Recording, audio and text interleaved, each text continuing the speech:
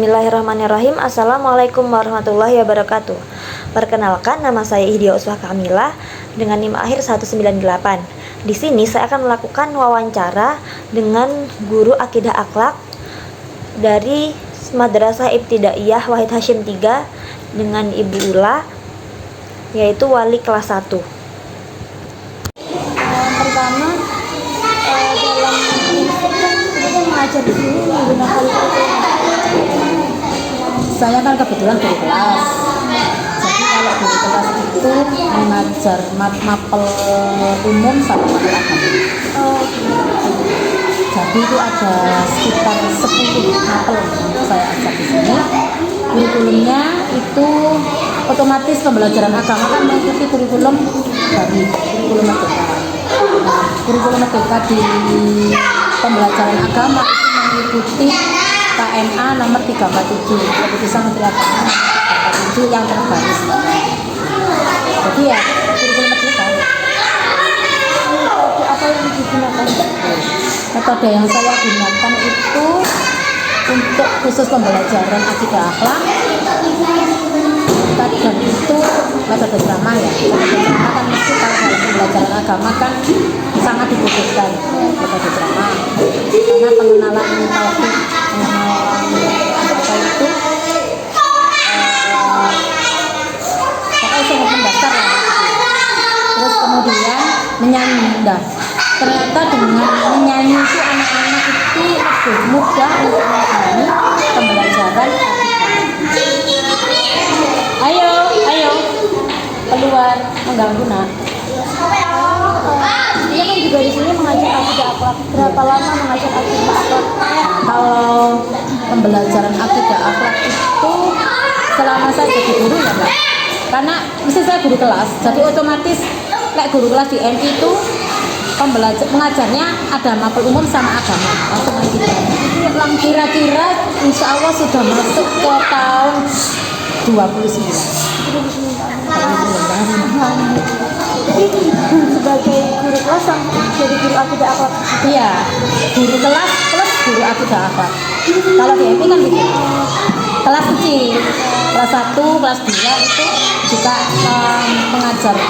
mengajar mapel umum, otomatis mapel guru kelas otomatis plus antara lain akidah akhlak, Quran hadis, fikih. Lalu apakah ada kendala ketika mengajar akidah akhlak? Akidah akhlak ya. Kendalanya itu terutama di kelas dasar ya, di kelas 1 itu kendalanya adalah yang paling pokok itu anak-anak kelas 1 ini masih ada yang belum bisa membaca. Ini. Jadi mereka dari kita masuk kelas 1 itu banyak yang belum bisa membaca. Jadi untuk memahami mapel akidah akhlak ya itu aja, misalkan tentang syahadat tauhid, syahadat rasul ya.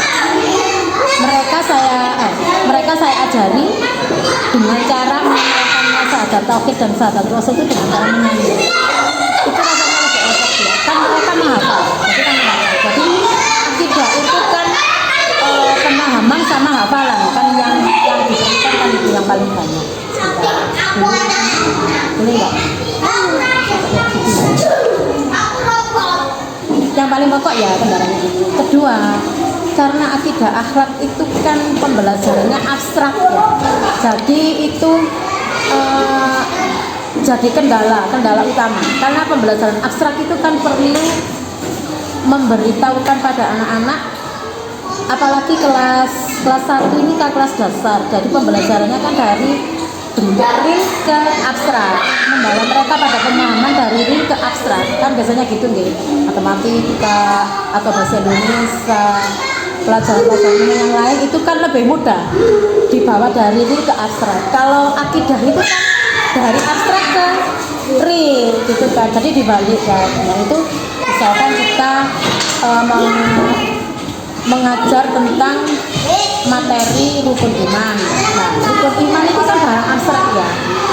Terus di situ rukun iman, misalkan rukun iman ke-1, iman kepada Allah. Itu memahamkan ke anak-anak bahwa Allah itu ada. Nah, itu yang jadi kendala. Dan maka saya memakai metode seperti ini. apa ini Mbak, secara logis ya, misalkan bangku ini ada yang menciptakan, yang membuat. Tentu benda-benda di kelas ini kan ada yang membuat. Siapa yang membuat anak-anak? Yang membuat itu tukang kayu kan gitu ya. Terus yang membuat baju yang kita pakai siapa? Itu penjahit. Yang membuat makanan di rumah siapa? Mama. Kan mesti ada yang membuat kan. Nah terus sekarang kamu lihat coba, ada gunung, matahari, bulan, bintang, pasti ada yang membuat. Nah itu yang membuat itu nak siapa? Anak tahu Allah. Tapi kan kalau tidak ada apa ini, apa sih itu semacam penyamaan apa ya namanya? Ya, pokoknya seperti itulah. Jadi anak-anak perlu dibawa dari real ke abstrak gitu. Bisa jadi terbalik abstrak ke real. Nah untuk rukun iman itu pun anak-anak harus ingat kalau rukun iman ke satu itu iman pada Allah, iman pada malaikat. Nah itu lebih sering saya gunakan seperti ini. Dan itu saya ciptakan sendiri supaya apa? Supaya anak-anak itu belajar agama, terutama akidah itu tidak merasa bosan dan merasa terbebani. Jadi kadang-kadang itu saya suruh nempel, misalkan kartu, ada kartu rukun iman. Coba mana yang rukun iman ke satu, dicari, ditempel. Jadi saya suruh nempel, kadang tulis, kadang saya buatkan lembar kerja, saya suruh gunting, saya suruh nempel di buku mereka. Saya suruh mengirimkan dari rukun iman ke satu sampai rukun. Jadi memang harus pakai metodenya ya banyak gunanya Mbak. Karena apa? Karena kelas dasar kalau mereka langsung dibawa pada pengetahuan yang abstrak mereka bingung banget ya. Lalu kayak ulangan ujian itu bingung apa ya gitu. Karena akidah akhlak itu meskipun kelihatannya sih mudah, sebetulnya pembelajaran akidah akhlak itu lebih sulit daripada Quran hadis. Untuk akidah kan masalah keyakinan ya, ketauhidan itu sangat sulit sekali. Kalau akhlak itu mungkin lebih mudah karena mereka butuh apa? Butuh ketelatenan, butuh contoh yang baik. Gimana selama mengajar tidak itu menyenangkan atau mungkin atau bagaimana? Nah kalau saya itu sih karena banyak jam di sini itu ngajarnya matematika bahasa Indonesia ya, yang lebih kan matematika bahasa Indonesia karena usia dasar kan matematika bahasa Indonesia itu jamnya yang paling banyak. Kadang itu kita itu karena kita sudah sering berkutat di pembelajaran hukum ya Mbak. Kalau kadang itu ketika ada pembelajaran akidah itu sesuatu sih ya justru apa ya, bukan repotkan sih ya, senang sih, ada senangnya. Cuman kadang itu saya kok lebih suka gitu, kok lebih suka ngajar sepupu mau karena porsinya di sini lebih banyak gitu. Tapi ya bagaimanapun juga karena tugas ya harus saya laksanakan dengan baik.